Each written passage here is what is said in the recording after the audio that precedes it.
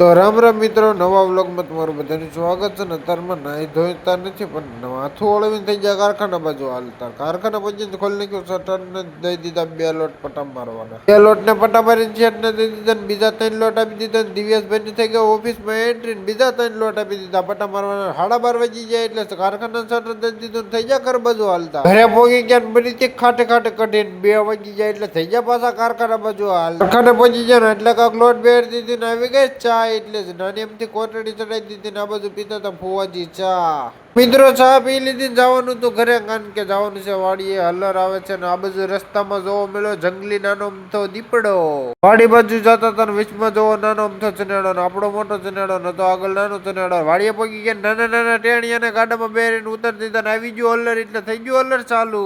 હલર તો ચાલુ થઈ ગયું, પણ મારો વારો સડી ગયો આજ તો ઓરવામાં. હલર તો ખોળો કાઢી વી ગયું, પણ હવે મને હલરમાં નાખવો પડે એવું લાગે. થઈ ગયો ઘાસીને ગાણા જેવો.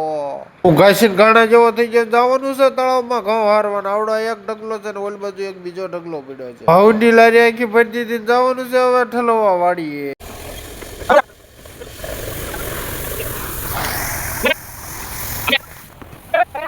લારી ઘઉંની ઠેરવી દીધી, જવાનું છે બીજી લારી ભરવાના. બીજી ટ્રેક્ટર ની લારી ભરીને થઈ જાય વાડી બાજુ હાલતા. લારી ઠેલવી નાખીને થઈ જાય ટ્રેક્ટર માં બેન ઘર બાજુ હાલતા. ટ્રેક્ટર વાળા દુકાને મૂકી દીધો એટલે પગપાળા ઘરે બાજુ હાલતો થઈ ગયો. એ તો ઘરે નતો પછી સીધો જો કાકા ને ઘરે કાનકીને બનેલા હતા પટિયા, તીખા તીખા ભજીયા હતા મસ્ત. તો મિત્રો ફાઇનલી ઘરે પગી ગયા અને આ મિની વ્લોગ મારા આયા પૂરો થાય છે. એટલે તમને ગમ્યો હોય તો લાઈક શેર સબસ્ક્રાઈબ અને ફોલો જરૂર કરતા જજો. નવા વિડીયો માટે નવી મોજ મસ્તી થશે મળવી. એટલે હું થોડુંક નાઈ આવું.